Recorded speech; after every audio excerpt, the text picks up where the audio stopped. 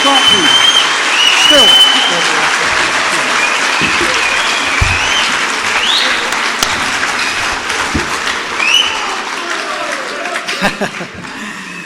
Howdy.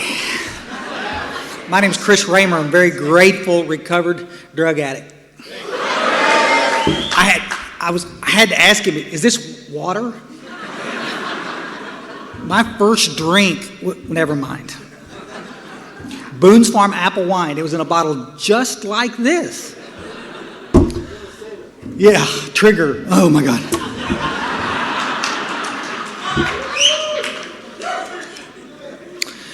No triggers. God, what a cool place. I'm a little emotional. I got to tell you, I over the years have been to England a few times and Scotland and yeah, and I've been, of course, around the United States and Cocaine Anonymous, and of course, world. We've got people from everywhere, and I've hooked up with my buddies from Canada and Utah, and I mean all over the United States. And I got to see my friend Jimmy. Jimmy was here as a little brand new sober guy when I was first came to Bournemouth at their first convention, and I've got his picture on my wall.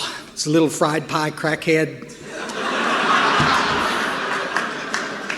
I used to call him Timmy because I didn't remember his name. It just, I'd talk to Chris, how's Timmy? Well, he's still sober. I'll rock on. He put two and two together, and I apologize for that, but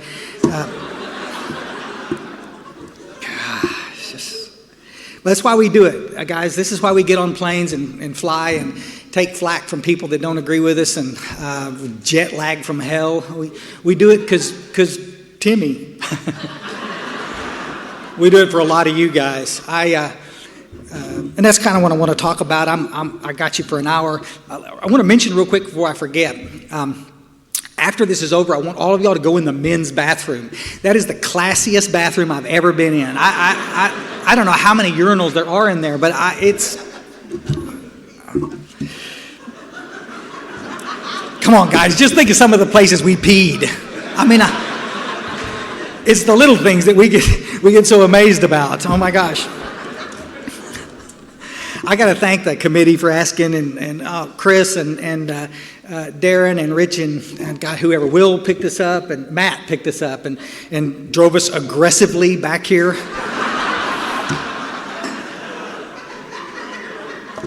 I have feared for my life twice. I've spoken from the podium for about 20 years, and I've feared for my life 3 times. Once in Seattle and twice in England. It's just, maybe it's you're driving on the wrong side of the road and one eye kind of a thing, you know, which compounds the problem. I don't know, but you guys over here, as always, I apologize because I'm going to ignore you the rest of this talk. I can't.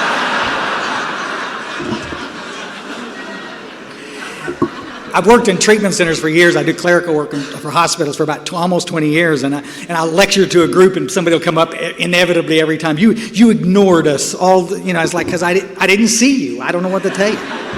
Make some noise next time, and I'll look around. I don't know. It's a one-eyed thing.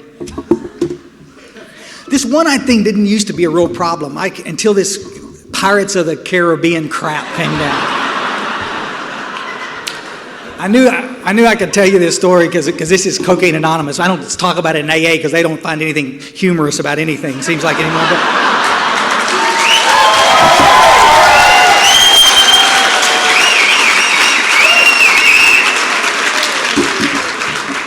But now you watch. Somebody will give somebody a CD and then I'll get the email.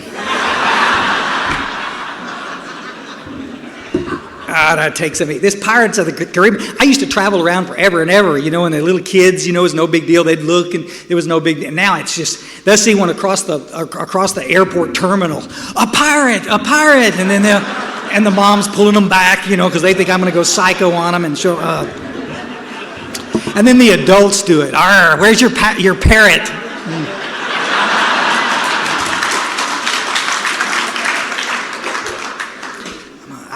I don't know why nobody would go up and make a joke with somebody in a wheelchair, for God's sakes, but you're going to come over with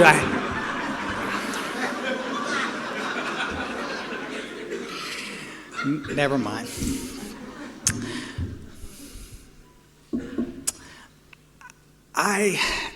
I nearly died getting to Alcoholics Anonymous. And I found Cocaine Anonymous as soon as I could. And I've been a member of both fellowships forever. And I got to say this going in the door before y'all get up and start going to the bathroom or whatever. I want to share my experience with you tonight. The cool part is that I'm going to be around afterwards, and because I can't sleep, so I'll be up, and I'll be here all day tomorrow, and I get to do a little workshop Sunday morning, and I'm going to be here till Monday morning. And so a lot of times I have to fly in and do a talk and get back on a puddle jumper someplace and go someplace else, and I got to work for a living too. But I get to kind of lounge around this weekend, and this is pretty cool. And I get a chance to visit with some of y'all, and so I'm gonna say some stuff. I'm gonna share some of my experience with you, like I always do. And I'm a little big book thumper from hell. That's what I am, and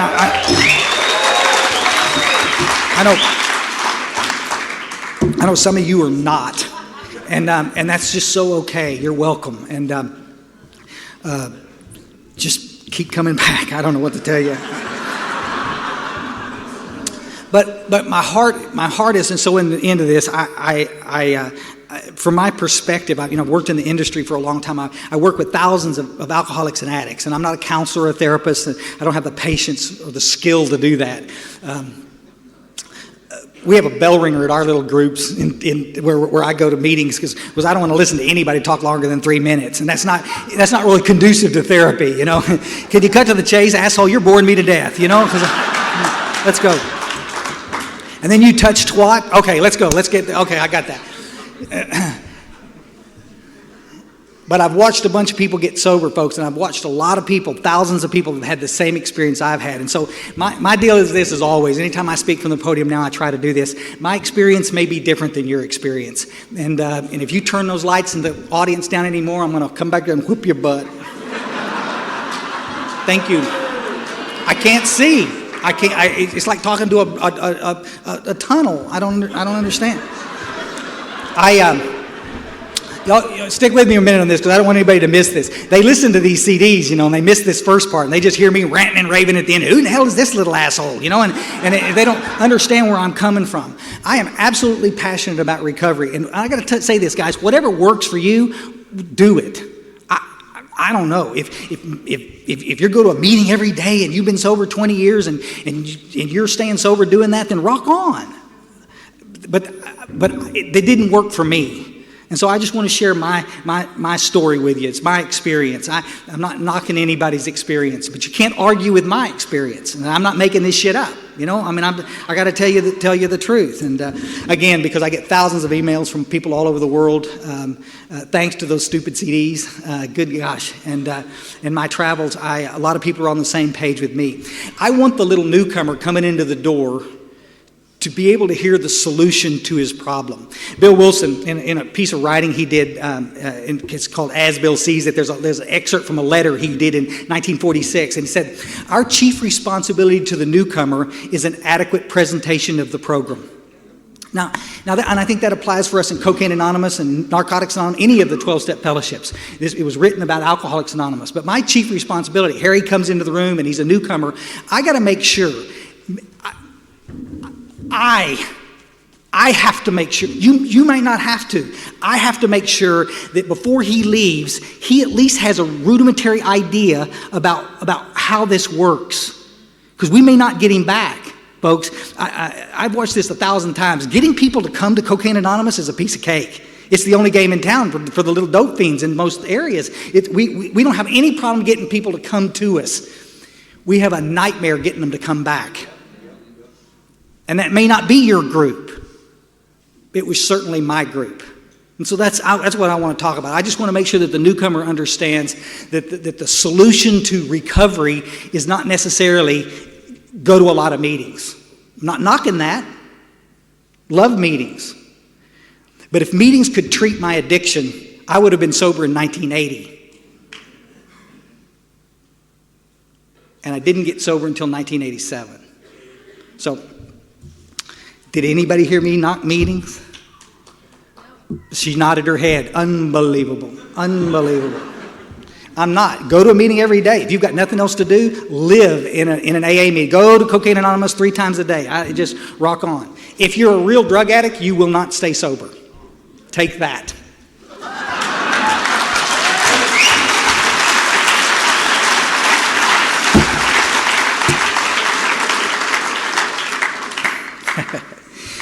years ago when the first time I came down, I'm not sure if it was my first or second trip to England, but Chris had taken me to Winchester Cathedral. We did the first CA meeting in Winchester Cathedral. It was, what an experience that was.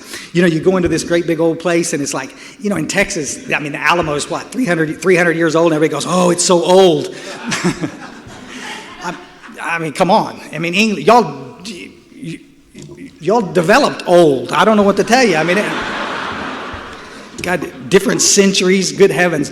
We got to go out there and see the tomb, you know, and it was just such a wonderful experience. I wish we could have done it tomorrow. I got to hear a guy's fist step in the morning, so I'm not going to be able to do it, but would love to do it. You know, here lies the Hampshire Grenadier. Y'all know that in Bill's story where he talks about good soldiers never forgot whether he dieth of musket or pot. Ominous warning, which I failed to heed. That was welcome. That's my story. I grew up in Kerrville, Texas. I was born out in Odessa, Texas, out oil field trash. My father was a printer, wonderful man. He was a periodic alcoholic. What the kindest, gentlest man you'd ever want to meet. Drunk from hell. And my mom's a professional artist, has never had a problem with alcohol. She's still alive today. She's blind as a bat, but she's a wonderful woman. Tonight at 5 o'clock, she will have a glass of wine. A glass of wine. Mom, it's just you, and you have a whole stack of booze over there. Why don't you just let it rip, baby? Go ahead.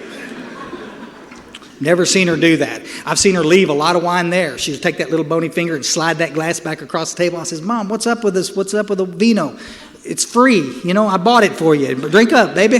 She says, no, thank you. This bottle tasted a little off.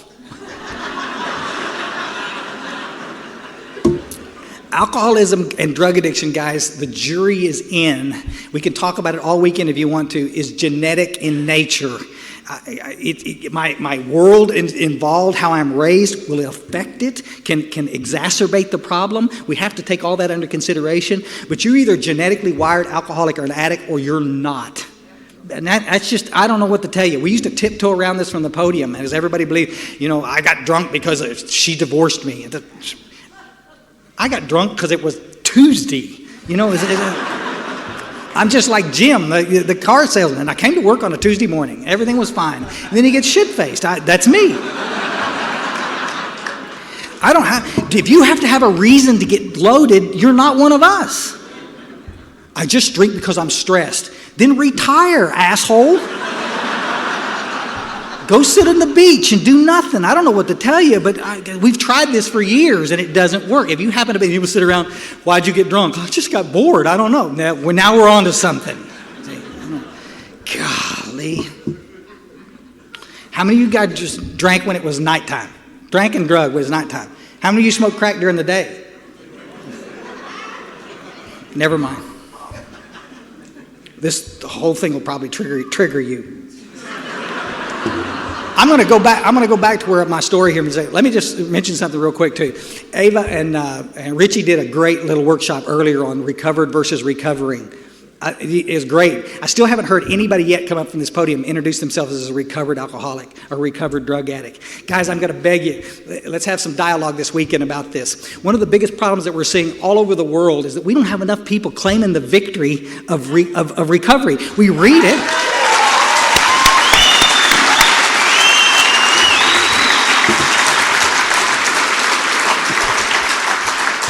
We read it from the podium. You can recover. What a beautiful piece of literature.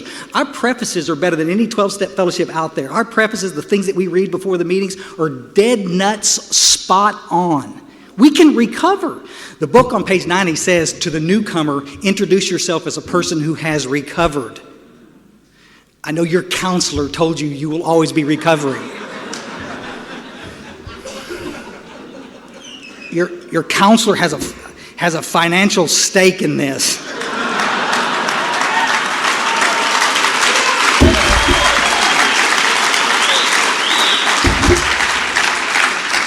we were, Patty and I were at a big treatment center conference in Phoenix last weekend, and there was a bunch of talk of how many millions of us worldwide are actually sober and kicking butt in all of our fellowships. You know, you let one idiot in the United States, some socialite, some little young actress, starlet, gets loaded, and everybody knows about it. One of your group members gets loaded, and everybody knows about it. Y'all follow? But we're so tiptoey around the idea of claiming the victory and introducing ourselves as recovered cocaine addicts. I haven't obsessed about cocaine or alcohol in 24 years. Why do I want to come up here and give you the impression that I'm still sick? Why would I want to do that? No, it's not arrogant to introduce yourself that way. Could I still get sick? Absolutely. Guy's got pneumonia, and he takes antibiotics and gets well. He doesn't say, I'm a recovering pneumonia person. He says, I've recovered from pneumonia. Could he get pneumonia again? Absolutely. Alcoholism and drug addiction is a disease. You will either recover from it or you won't. And if you won't or don't, guess whose fault it is? I hope it's not ours. Because you didn't ever hear the solution, because we were too busy talking about somebody else's cat. All right, I said it. There you go.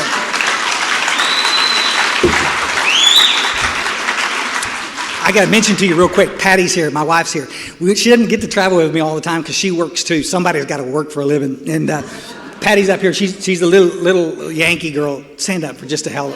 Yeah, thank you. Stand up. Thank you. Yeah.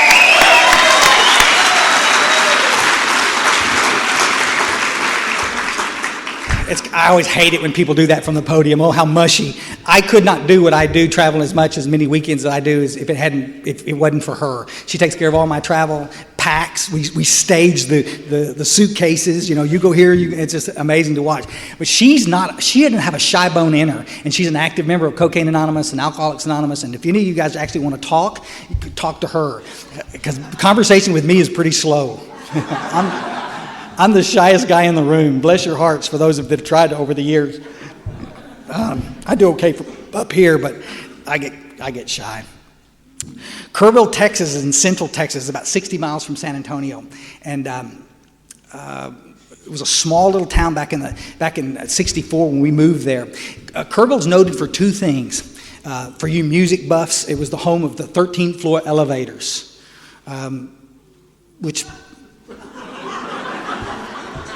means nothing to most of you, but our old psychedelic roots were started there in Kerrville, Texas. The other one is it was the drug capital of Texas for 1 billion years. It's a little small town surrounded by a bunch of big ranches. On any summer night, you could walk out on your back porch and listen to the little planes coming in low. We thought they were all, when we were young, we thought they were flying saucers coming in real low. They're avoiding radar, guys, is what they're doing, and they're landing on these ranch little airstrips. They're coming. We're 200 miles as the crow flies from Mexico, and they're just flying across the border every night, bringing in pot, hallucinogenics, cocaine, heroin, anything that you wanted. You could go to the bowling alley on any summer night, and you could get anything you wanted drug-wise. You couldn't buy booze because you weren't old enough.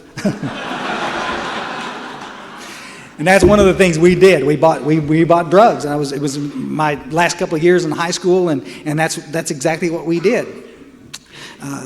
My senior year in high school, I'd also taken my first drink. I leaned up against a big old cypress tree and had me a bottle of Boone's Farm apple wine, and nasty tasting shit. I could still hear it. It's too sweet. But it'll get you downtown quick. You can hallucinate off that stuff. It's never seen a grape. Boone's Farm apple wine. I don't know what it's made of, but anyway, it's pretty coming back up, I tell you that.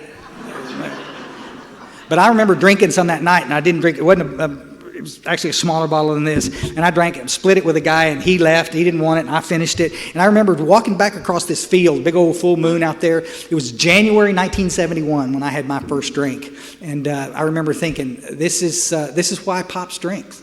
I know exactly why he does it, because I was so comfortable in my little skinny skin, it wasn't even funny. And I spent the next 17, 18 years trying to get that feeling again. And I did it with a lot of drugs on top. That same winter, there was a bunch of indictments passed down as ominous warnings. Me and my twin brother were the only people I know that were in that group of people that didn't get arrested that night. And I remember talking to God that morning as the sun's coming up and saying, I am never going to do drugs again, ever. I don't like alcohol as much, but I'm not going to go to jail drinking alcohol. And I'll go to jail doing dope, and I'm not going to ever do that again. Ominous warning when we failed. Oh my gosh.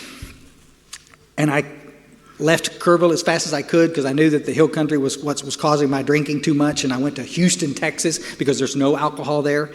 And I was an apprentice in a big hotel, and I was quite successful. And I drank like a son of a gun. And all through the 70s, the stuff worked pretty well for me. I got to tell you, folks, when alcohol and dope works, there's nothing better. It's one of the hardest things to get your families to understand. It's the icing on the cake, don't you know? And it can fix me where love of a woman or a pocket full of money can't. And y'all understand exactly what I'm talking about. And but in the 70s, I'm starting to experience something called depression. Richie mentioned it today in his workshop. The number one symptom of untreated alcoholism is depression. And we medicate it with pills every day. And I'm not knocking any of that. I'm just saying sometimes it's not depression. Sometimes it's untreated alcoholism. And that's what it was in my case. I'm seeing doctors in the 70s to try to treat this illness. And doctors are giving me antidepressants. And doctors are giving me, I'm an adult attention deficit disorder, so I've got some great pills I can chop up and snort. I stayed pretty anxious, but I focused like a laser beam. Which is necessary if you're a cook and you've been drinking all day and the rush is fixing to start. Y'all understand? Oh my God. You couldn't touch me. Back in the 70s, John Travolta's walking, looking cool.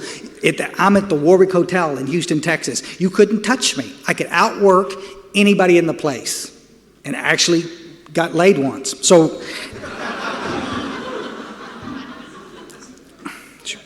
she wasn't very pretty, but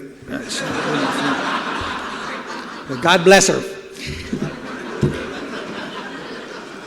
I'm seeing the doctors around this depression business, and I'm seeing a whole bunch of... I finally ended up breaking down, and I got married. I had a counselor. I still see him. He was downtown Houston, Texas. He said, Chris, you need to put some roots down. If you'd put some roots down, you could stay sober, because basically, this is a causal situation. You got too much time on your hands. You need some responsibility. So did any of you guys ever get married thinking it'd fix the... Never mind. The only saving grace is we didn't have any kids. She was a nice lady. There was nothing wrong with this woman, but it's just like everything I've ever done. I'm sitting out in front of this... Y'all know the Astrodome? I remember hearing about the Astrodome. It used to be the eighth wonder of the world, and you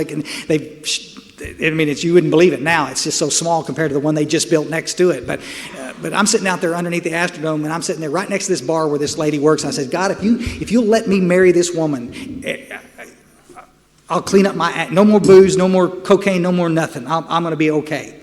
Y'all follow? 2 weeks later, she's shoveling them Cheerios in her mouth, and I'm thinking, God, if you could just kill this woman, I promise you, I'll never...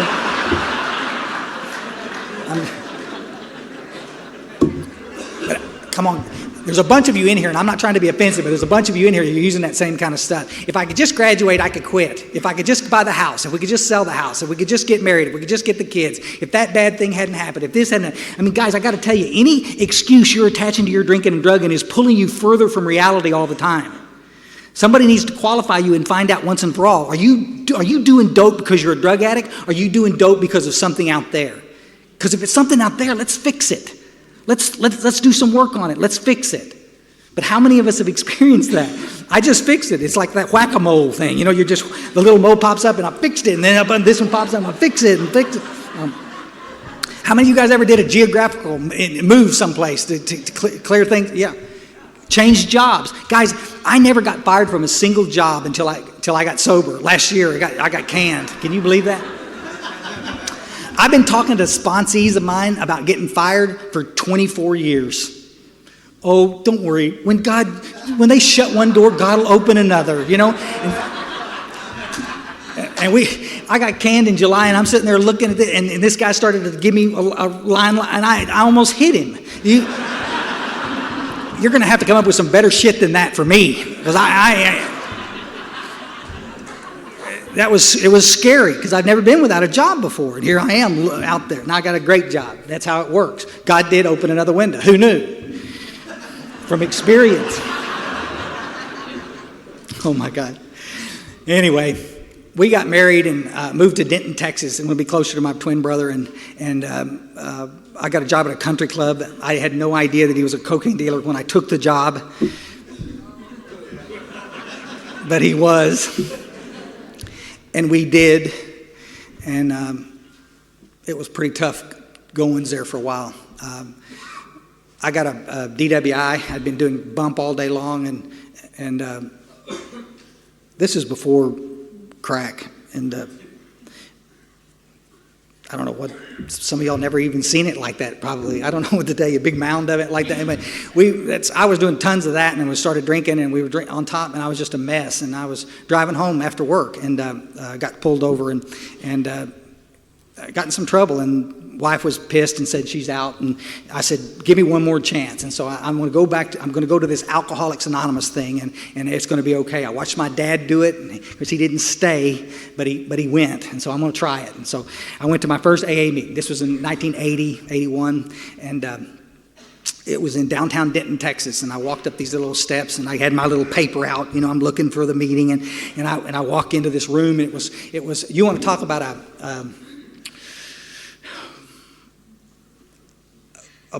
a poor presentation of what our fellowship can be.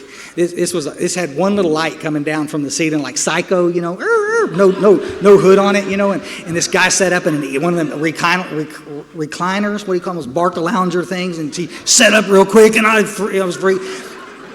I almost spilled my beer, and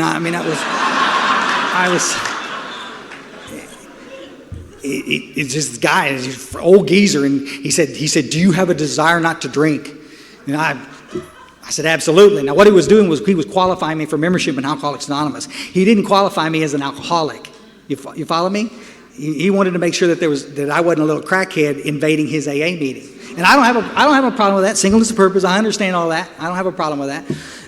But he never qualified me as an alcoholic. All he did was qualify me for desire not to drink. Welcome, you can come in. And we sat down, and there was 4 or 5 other people in there, and we went around the room, and everybody introduced themselves as alcoholics, and it's the last thing we talked about. We didn't talk about alcohol for a whole hour.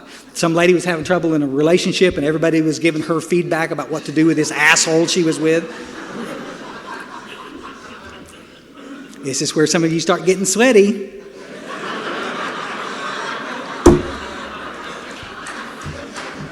I got up and left. Keep coming back. And we went on down and picked up my quart of beer and went home and told my wife that we had some real work to do in our relationship.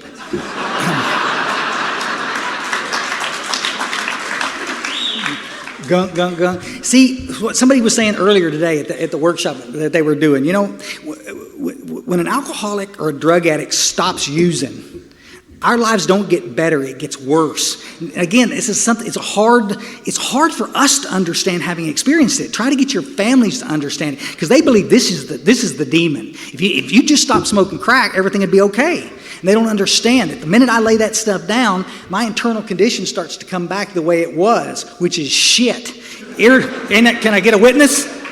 Yeah.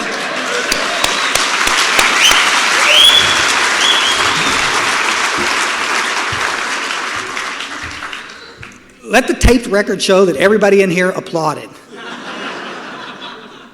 Let it also show that there'll be people that'll be cranky and go back to their meetings and continue to tell the newcomer, just don't drink. Quit it. If that's the best you can do, just don't use. If that's the best advice, be quiet.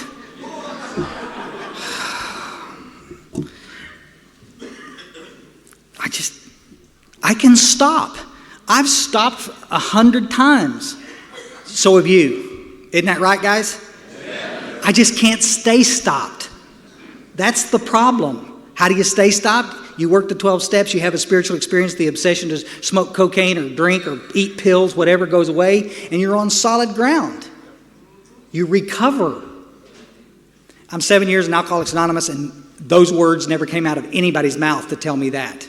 It was one-liner hell. Keep coming back. It works if you work it. Work what? What are you talking about?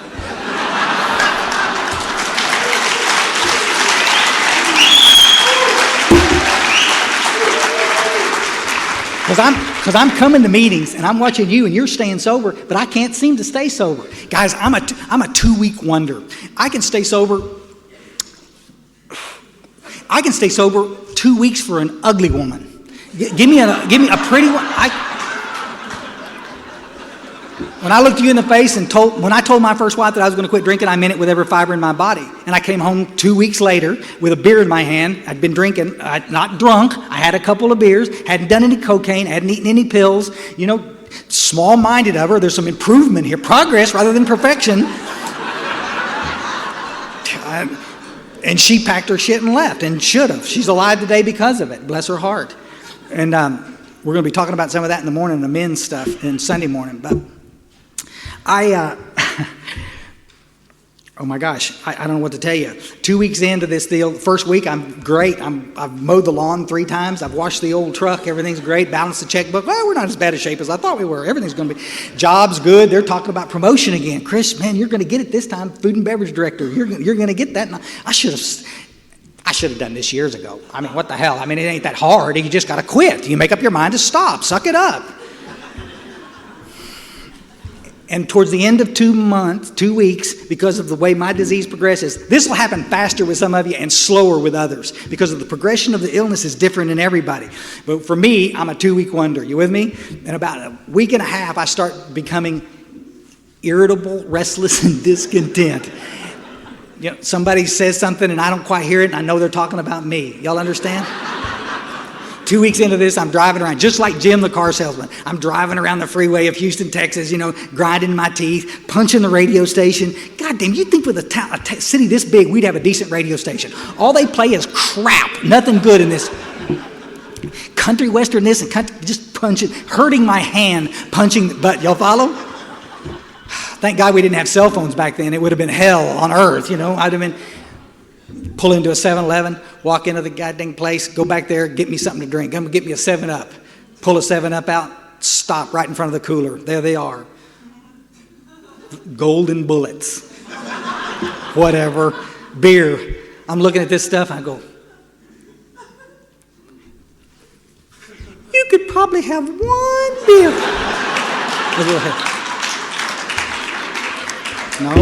No.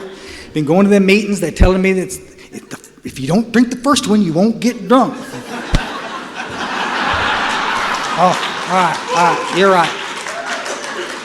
Like you could remember that in crunch time, Yeah, that's right. I got the 7-Up sitting there dripping on the floor, and I'm still looking at a deal like that. Turn around, walk back to the counter, get about halfway to the counter. What are you, a pussy? You're right. It's just stupid. This is just ridiculous. I'm not going to get shit-faced. I'm not going to get squashed. I'm not going to do any methamphetamine. I'm not going to touch any cocaine. I'm not going to eat. I'm going to get me a beer. I'm an adult. Why can't I? Rationalizing and justifying why it's perfectly okay for me to try this stupid experiment one more time. How many times have I done it? So have you. Walk back up to the cooler, put the beer back. Grab a quart. If it's going to be a beer, it's going to be a big beer. But it's just going to be one. Have y'all seen that stuff? I don't know if they've got that stuff in the UK. Do they have those kegs? Those Heinekens with a big tap on them? Guys, they're this big. How can you drive with one of those between your legs? I mean, really. God dang, I'd have died oh my gosh. I grab that beer and walk back up to the counter. Some guy's up there getting lottery tickets and somebody wants to pay his bills and all that nonsense. I'm saying, oh, go ahead. You go ahead and cut in line right there. I'm in absolutely no hurry. Y'all understand? You want to talk about power? I haven't even got this crap in my system yet, and I'm already okay. Sit back in the car, click the little alternator on like that. Radio comes on. Oh, Carole King. I just love...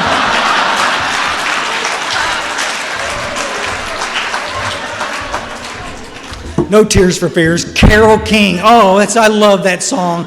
Gunk, gunk, gunk. Everything's okay. Normal people don't understand that. Stop talking about the drama. Stop talking about all the stuff that's going on around. Just talk about that one thing right there. Will this fix everything in your life? For a minute. And that's all we have is 1 minute at a time. I'm going to meetings for 7 years, guys, in and out of Alcoholics Anonymous and Narcotics Anonymous, and I'm going and I'm loving the fellowship. Y'all are the best people on earth. But in Texas at the time, treatment centers are cranking out gazillions of us, and we're using the meetings as dumping grounds, as therapy sessions, and I think we should have meetings where newcomers can come talk about their stuff. But I also think we need literature-based meetings where we can actually talk about the solution to our problem. It's a soapbox.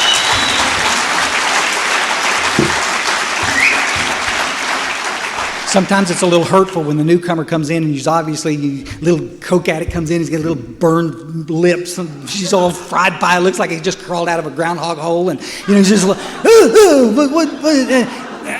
but we're not going to ever get around to telling him about the solution and the hope that we have to offer because we're too busy talking about your grandkid one more time.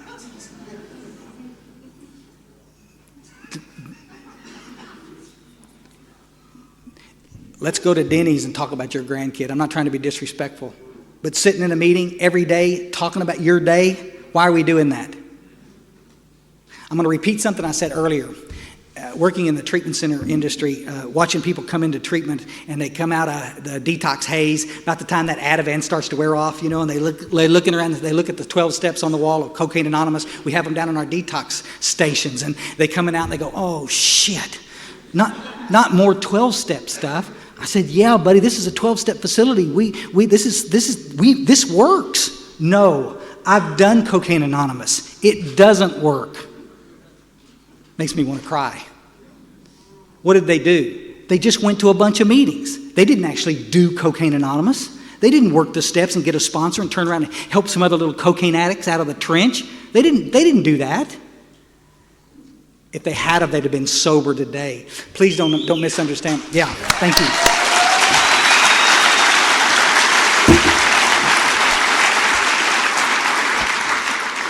There needs to be a place for everybody to talk about what's on their mind. And like I said, the fellowship is open and roomy. We're going to do a lot of that this weekend. I need to share with you, a lot of y'all about the stuff that's going on in my life, and I want to hear what's going on in your life. But if I'm in a meeting and I look around the room and there's some newcomers in there, I need to remember my primary purpose and what the hell I'm supposed to be doing here. And I'm supposed to be sharing some hope with that newcomer.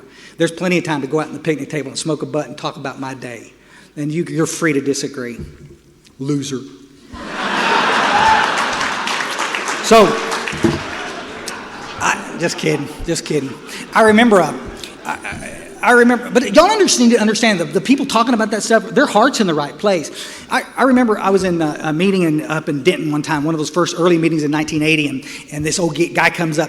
I've seen some of your books. I signed a book today that looked just like this guy's book. It had duct tape around it. If a big book has a duct tape around it, somebody's actually using that thing. It's a pretty cool thing. Yeah, rock on. Harry's got one. And so this guy comes up. He says, we're going to go next door and have a hamburger, and we're going to do some step work at lunch. Would you like to come with us? And I'm thinking, yeah, that'd be cool. Like, I got nothing on my social calendar. Absolutely. I look over his shoulder, and there's a lady back there. She's going, no. And I feel a little uncomfortable about it for a minute. I was like, buddy, I can't. I just remember I got to get back to work. He kind of rolled his eyes. He said, okay, we go every Tuesday. Don't worry about it. See you later. And he left. And I walked back to the lady, helped her clean some coffee cups a minute. I said, what was that all about? He says, oh, that old geezer. All he's about is steps in God. That's all he wants to talk about. All you need to worry about is just going to meetings and not drinking right now. Just keep coming back and stick with us, and everything's going to be okay. All right, this is not a trick question. Was this lady intentionally trying to hurt me? Did she? Absolutely, she did. She let me off the hook. And that's what they did for 7 years. And that's what I watched so many people in Cocaine Anonymous doing with the newcomer today.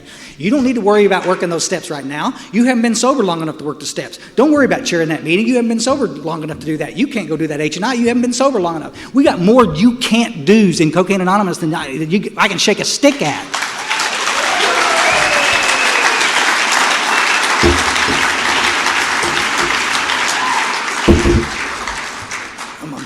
Cut to the chase. In 1987, I'm working for my twin brother up in North Texas, and I got an old beat-up truck. It leans on one side, and windows busted out, and typical, oh my gosh, Texan. And I've got a old busted-up T-shirt, and I'm a mess. And I picked up a stack of return checks and went into my little apartment and opened those return checks. And I'm 35 years old, guys, and God, I hear people out there making fun of alcoholics and addicts. At a certain point, you just quit caring. I never quit caring. Y'all understand that? I could look myself in the mirror, and I'm mortified with what I see. If my dad could have seen me crawl in that dumpster to eat, I had money for dope and cocaine. Y'all understand? For alcohol. But I didn't have enough money to do both. So I could get it. My daddy didn't raise that kind of a person. My daddy didn't raise a person that didn't pay his bills. And I'm broke, living from paycheck to paycheck. I'm this far away from the street.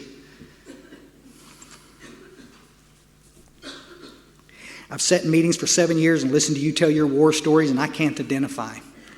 I can't identify with your stories. I'm a functioning alcoholic. I told you, I've never been fired from a job.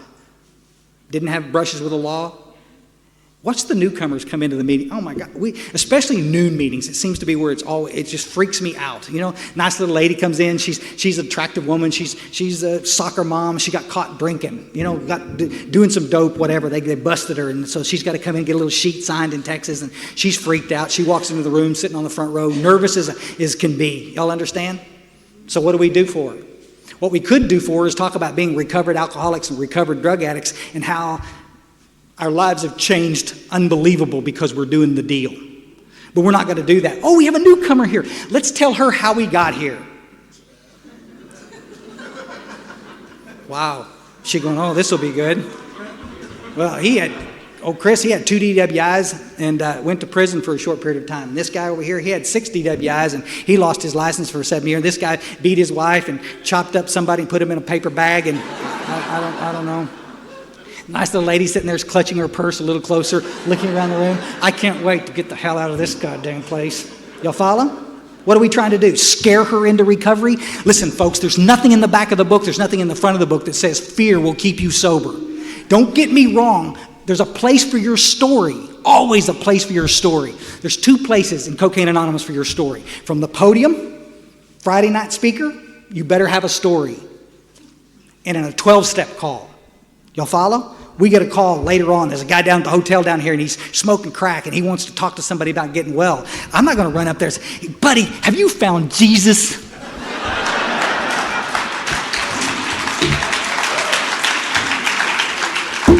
I'm going to go talk to him about snorting mountains of cocaine and being hung up in a Motel 6 and not being able to get out. You know what I'm saying? I'm going to tell him some stories, and he's going to tell me some stories. We're just going to gradually just love him right into this, right? There's a place for that. He doesn't know anything about cocaine and all. I'm going to tell him a little bit, just about what happens. We're going to get some camaraderie here,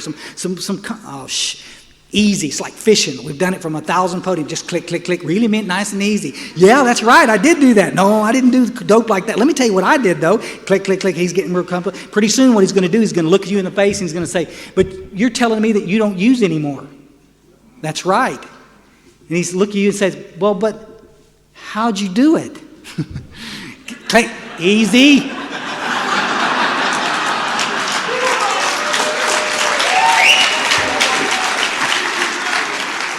You got him. You've told him stories. He's comfortable. He's got the hook in his mouth. He's asked the question. Answer him. Really, man. It's that simple. You will not get somebody to come to a meeting unless you tell them some stories, unless you get them comfortable in their own skin. But once they're in the meeting, guys, I don't care who you tell or who you get cranky with. Why are we continuing to do it? They're here. They know how to shoot dope. They know how to eat pills. You're not going to scare them into recovery. The pages that Ava read in the workshop earlier is so true. You're not going to remember the consequences of even a week or a month ago. You're not going to remember your own stupid war story when the obsession to use comes back. What makes you think they're going to remember? I've yet to get, in 24 years, I've yet to get one email from a crackhead who said, "Oh, Chris, I remembered you talking about eating out of dumpsters, and I just laid the pipe down."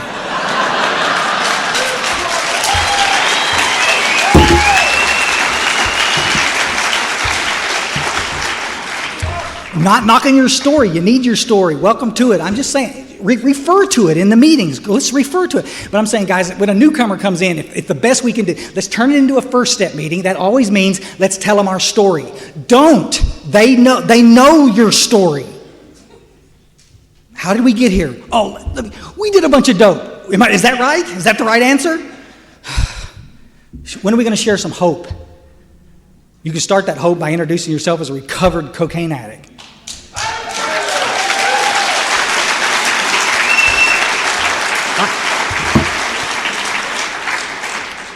I set those return checks down on the counter, and I went to the bedroom and a little mirror there, a little bathroom, and I had a bunch of pills that I'd been saving. I'm not a downer. As some of y'all might guess, I kind of like to go fast. And I know some of y'all like to drool. I understand. Well, I had your pills. And I tried to check out. I didn't write a note or nothing. I fed the ferrets, and I had 2 stinky ferrets, and I watered the little ivy because I didn't want it to die any more than it was already dead. And I tried to check out. Nothing romantic. Just, guys, there was nothing in me that wanted to die. I just didn't want to feel this way anymore. I have told you I'm going to stay sober for 7 years, and I've been unable to do it. I've been to treatment. I've been to therapy. I'm on 7 medications a day. My heart's in the right place. I want to be well. I can't stand myself when I'm well, when I'm not using. I can't not do dope. I don't have a choice, page 24. And too many people out there don't understand that page. When it says we have lost the power of choice, it means we have lost the power of choice.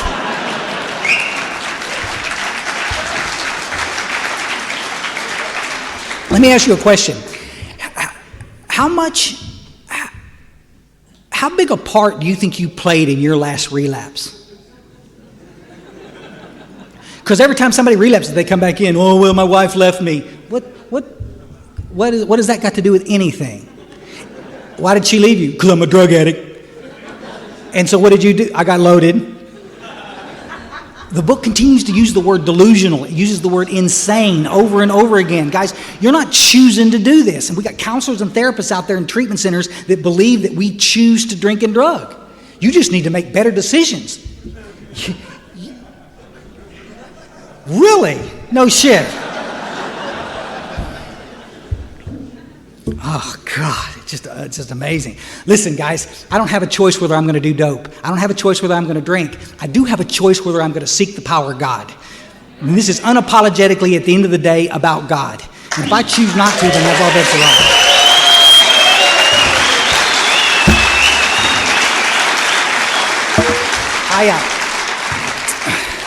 About the time those pills hit my stomach, I heard a voice that said, "Don't do this, go back to AA." Emails from all over the world, people who can identify with that voice. This wasn't a thought. Perhaps you should try this. Don't do this, go back to AA. It's the time, that's where I was going. And I heard the voice 2 or 3 times. I laid down, made myself sick. I laid down on the side of the bed and conked out. And the next morning I heard this voice one last time. "Don't do this, go back to AA." Of course, I'm arguing with the voice. I hate AA. I don't want to go back there. I don't want to listen to that crap. If I got to hear one more war story, I'm going to pull my hair out. I got enough problems of my own. I don't need to hear about theirs. Y'all with us? Don't do this, go back to AA. I went to work, went to the doctor at lunch, got some doggy downers. 6 o'clock, I'm in the parking lot of an AA meeting that I'd never been to before. Somebody had showed it to me before. They said, "Chris, this is a big book thumper meeting in here. Don't go in there unless you're ready to get sober." And I made a mental note, "You will never get laid in that room." So you're not going to get too many hugs in there. But it was right between me and my apartment, and I went there. I was detoxing, guys. I'm less than 24 hours away from a suicide attempt, and I walk in the back doors of this meeting, and sure enough, big old long shotgun meetings. This is back in the day we could smoke. Y'all remember those days? Some of you old geezers in here. Oh, it was just everybody had 6 or 7 cigarettes sticking out of their mouths. We couldn't just smoke one. We just had. The only requirement for membership. Shut up. I walked into the room and I'm just, y'all know, it's like I'm just hyper sensitive. Y'all understand? Everybody that's laughing is laughing at me. And I looked the part. I mean, come on, I got a big old gut on me. I'm skinny, rail skinny, and I've kidney damage and liver damage. I'm a mess. I've got this old shirt on. It's got food stains. And I got a big old full beard like Myers wears. Big old nasty. This eye patch. That was the big joke when I got sober. It says we didn't know if you were wearing an eye patch or an earmuff. It kind of slide around on you a little bit, looking not real cool. I don't know. I hadn't bathed in days. I got salt stains all. And anyway, I walk in and somebody laughs real loud over here, and I says, I can't do this. I'm just too self-conscious. And I was going to sit through the meeting, get a cup of coffee, but I can't. And so I started to walk back up, and I can't not share it from the podium. And there was a little girl who was 18 years old, 19 years old. I don't know how old she was, young. And she hooked her finger in my belt loop. She says she didn't come up on my blind side. She came up on my blind side. Because if I'd have saw her coming this way, I'd have dodged. I'd have taken, reactive maneuvers around it. But she hooked her finger in my belt loop. She said, sit down, cowboy. You're not going anywhere. Mom, a lot of things, but a cowboy ain't one of them. But I sat down. Y'all understand? I mean, God was all over this. If it had been you, I'd have just shoved you out of the way. I mean, some old hairy leg boy, come eat me. I'm out of here. I'm gone. And it just, she got a big roll of paper towels and cleaned up my coffee. And she said, we were laughing with you. I wasn't laughing. They were laughing at me, y'all, and they were having a time of their life. Chairperson had seen me up there in North Texas for years, 7 years, and he said, man, we got one coming back. Let's tell Chris how our lives have changed as a result of working the steps. They didn't say, let's tell Chris how we got here, because if they'd have done that, I'd have left. I don't care how you got here. Tell me about the symptoms of what alcoholism is, because I'm drinking myself to death. I'm doping myself to death, and I think my case is different. You don't understand. Just like somebody else said earlier, if you had to go through this, you would be drinking too. My case is different. Tell me how it's the same. Come on, buddies, please, with tears in my eyes. What's the one thing that ties us all together? Good-looking woman over there, old crusty bastard over there, black gay guy, Patty, all of us on the floor. I mean, come on, what ties us all together? It's not our story. It's what happens when I put alcohol in my body. What happens? This phenomenon of craving kicks in, this dope. Why can't I just go smoke a little cocaine and make it stick every time? Tell me about control and choice. Given sufficient reason. Your wife's fixing to leave. Why can't you just not do it anymore? Why do you keep going back to it? That's the only thing that ties us all together. Intelligent people, stupid people, choice and control. That's what we need to be talking about. Everybody could identify with that. And we owe it to the newcomer to qualify them. Because if you're not an alcoholic or you're not a drug addict, I don't want you in this fellowship. If you're just sitting in here just taking up space, killing people with your goddamn opinions, I'm not interested.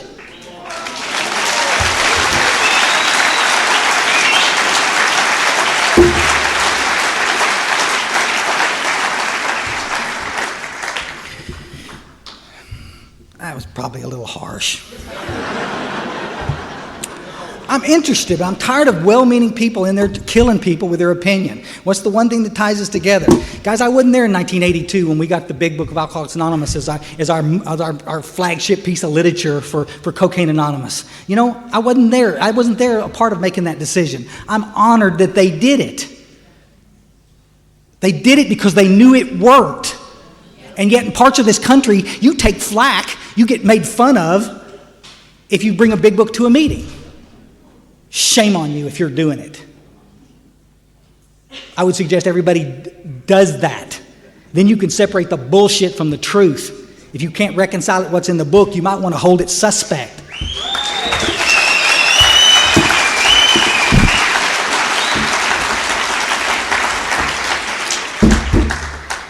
like the people that tell you all the don'ts and the things that you can't do. You can't date for the first year you're so what?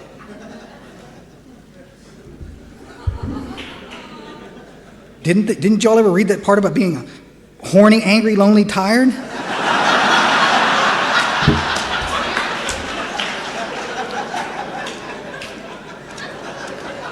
Oh my gosh. Guys, I got to tell you, I needed a message that night in 1987 after that suicide attempt. I needed the message. I heard lots of people's opinions, but the message is what we just read before we started this meeting. And that's what I needed to hear. And they went around and they talked about getting their credit cards back and going back to school and doing all the cool things, starting businesses, and so many things that I've watched you cats and Cocaine Anonymous do endlessly, just setting the world on fire. We've got a segment of our recovery world out there that just wants us. You can't make any decisions in the first. You can't. Come on, I didn't get sober to not be able to do these things. This is the key piece that we got to get so excited with the newcomer, because the kids don't want to come in here. The young people don't want to come in. I'm going to have to, one, admit I'm sick every day, and two, I'm going to be stuck in these meetings until the day I die, and three, I'm not going to be able to do anything because you guys are watching me. Set the world on fire, buddies. That's what the book said. Lack of power, we just read it. That's the dilemma. I need some power, not only around the dope, some power in my life, around my finances, around my health. We've got people in Cocaine Anonymous, we've got people in AA all over the world in shitty relationships because they don't have the power to get out, in crappy jobs because they don't have the power to get out. Finish making your amends. Do the inventory. Pray and meditate on a regular basis. Go work with another dope fiend, and you'll have all the power you can handle. That's a promise.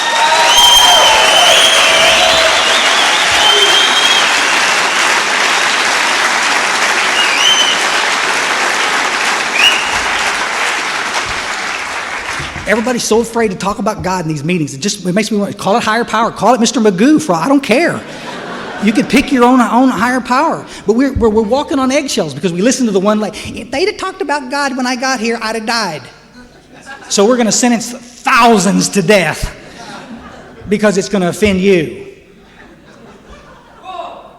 Thank you. It's not a preaching service in these meetings, folks, but where does the power come from? This is not a self-help program. Cocaine Anonymous is not now or ever has been a self-help program, and it's depicted as that in the media, in the press. It's not. It's a spiritual program of action. Read Bill Wilson's writings, read Dr. Bob's writings, read the stories in the first edition of the big book, and then go read that piece of shit, Living Sober. And you'll see why the newcomers stay so confused. So anybody that was offended by that, please do come see me. Absolute piece of trash, that book. Absolute piece of trash. Absolute. Think through the drink.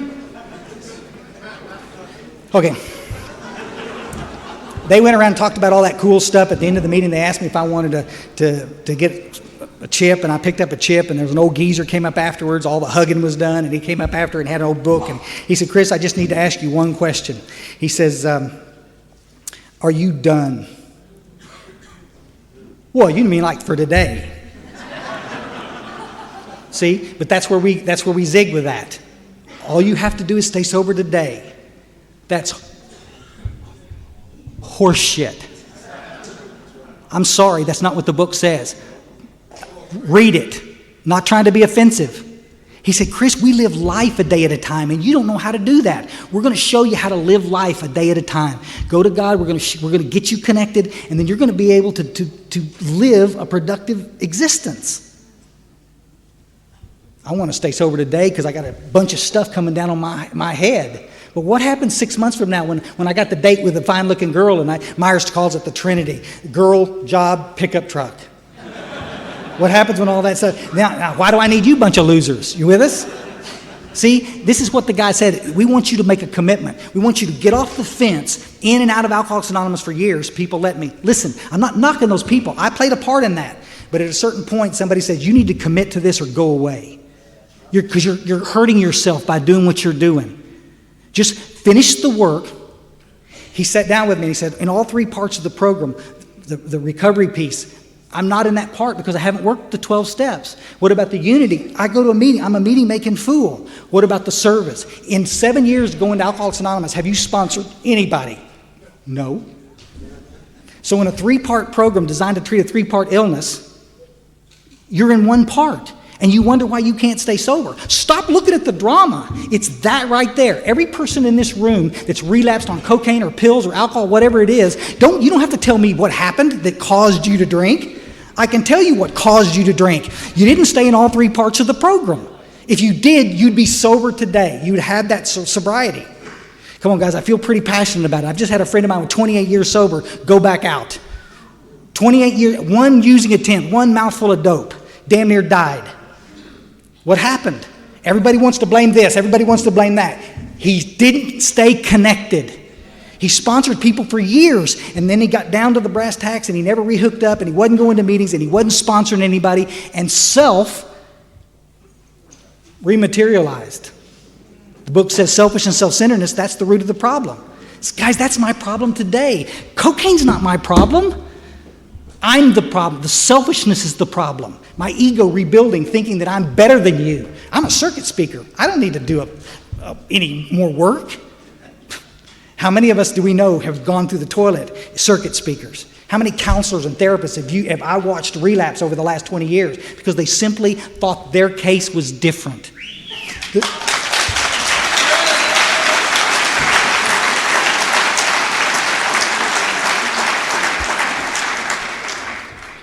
Spiritual path is the same for all of us. It's open and roomy. We can all get there. It's just a bitch to stay there. It's tough. It's tough to stay spiritually awake. Can y'all get down with that? And that's why we do the prayer and meditation. That's why we work with others, because that's what allows me to stay awake to what's coming down the pike so I can make the decisions. I don't have to go to you and get advice from you every 20 seconds. I go to God and get advice from Him every 20 seconds. And then I bounce it off you. There you go. We sat down that night with a book, and I told him, and we sat down and he showed me the 3 parts, and we talked about the first step, and he qualified me. For the first time in 7 years, he qualified me with alcoholism and drug addiction. Choice, control. Any of y'all this week that want to sit down and do that, I'll be glad to sit with you and show you in the book where it's at, and then you can get off the fence too. The next day, we got out of a meeting and we went in the back room, chased the Al-Anons out of their own little private room, bless their hearts, and there's 3 or 4 of us, we got on our knees and they did a 3rd step prayer with me. The next day, that afternoon, they gave me a notebook after lunch, and they said, start working on that old 4-step. And they showed me how to start making my list. I get emails, that's too fast. I've been in AA 7 years. Y'all understand that?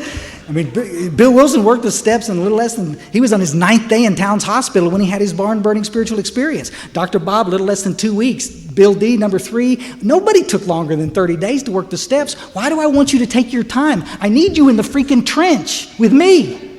Bring your shovel.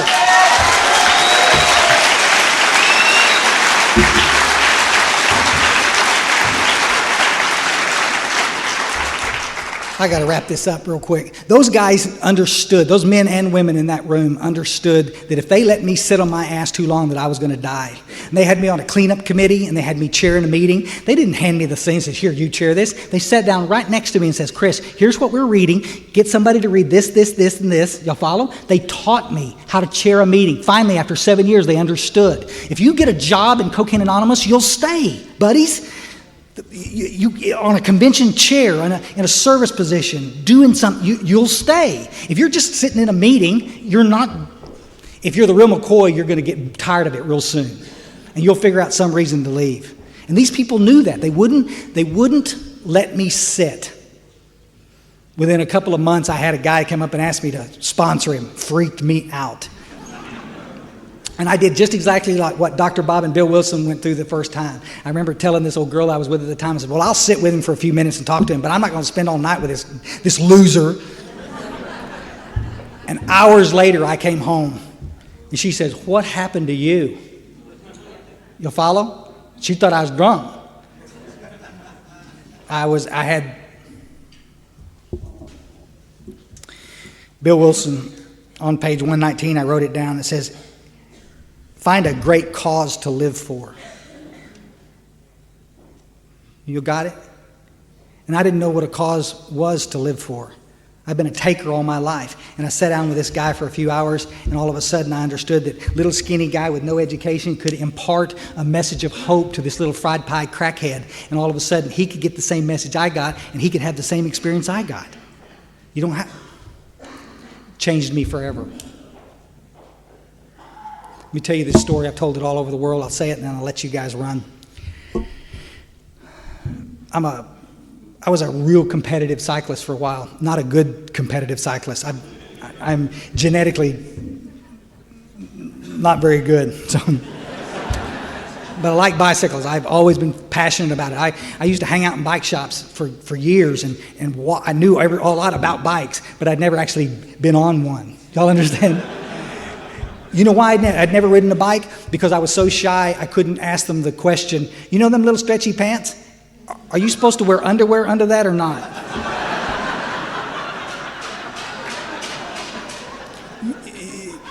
Your life has been ruined by stupider shit than that. I'm just telling you.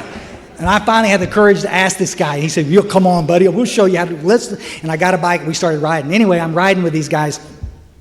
Eventually, though, I've been riding with them for years, but I'd never done a century ride, a 100-mile ride. It's just a mark of passage. It's like losing your virginity. Nobody really wants to do it, but you got to do it eventually. Follow? Ride 100 miles in one day. That's what we do. And so we were all together. There was 20 of us. We were going to go out and ride this bike.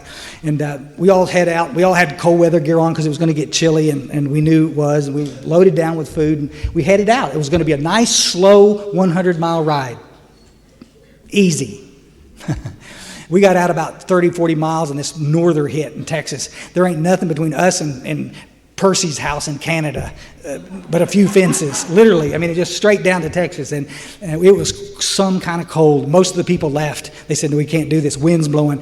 And some of us, we just put on some extra clothes and we were going to finish the ride. We got out about 75 miles and stopped at this little store, and we were dying out there. This got really cold, and it's precipitating now, and it's slick out there on the roads. It's starting to get dark. And so everybody else split. There was 6 of us, 7 of us. Guys, I got to tell you, I'd like to say, because I'm such a sportsman, I didn't have anybody to call to come pick me up. It's just a fact. I didn't have a cell phone back then. There was nothing I could do. So I said, I'll ride on in too. It's just 25 more miles and we'll go. And guys, I got to tell you, we all got together. We all got a little battle plan. There were some real strong guys in the road competitively. And usually in a peloton, you switch spots like geese. You'll pull for a while and then you'll back up and let somebody else pull for a while, and you'll keep rotating. These guys were going to pull the rest of the 25 miles because they were the only ones that had anything left in them. Any energy at all. We had one little guy that had a light on his bike. We called him Firefly Boy because his light was we just ridiculed him mercilessly. But it's dark, and we needed him at the end of this pack of us riders because the cars couldn't see us. You'll follow? This is not fun anymore. This is survival. We got to get home somehow. Get these high-dollar bikes off this slick road. And we headed out, guys, and we'd be going up a hill, and you'd feel a hand on your ass pushing, and you didn't look around to see if it was a guy or a girl hand. You just said thank you and get to the top of the hill and hope you didn't fall. And when one of us would fall on those cattle guards, one of us would fall, everybody would stop. Nobody was on their own little power. Everybody would stop. Everybody would wait till they got up, got back in the saddle, clicked back in, and then we'd start off again. You follow? Hour later, we pulled back into the sports center where we'd started at 8 o'clock that morning, and my odometer, my little computer, clicked over 100. Big shitty grin on everybody's face. We put the bikes on the car. We went into the little sports center, took a shower, got in the sauna. We didn't say a word. We just looked at each other because we'd done something that we didn't think we could do. Years later, I stopped riding because my schedule got so crazy. And then I didn't do so well not riding, so I got back on a bicycle, and I went back out the first time. And there was people there that were on that ride. And they said, God dang, that's Chris Ram. Look. You remember that ride? Huh? You remember that ride? Huh? What do you... Little new guys. What ride? What are y'all talking about? The old guy looked over and says, don't even ask. You wouldn't understand. They weren't there. You'll see where I'm going with this?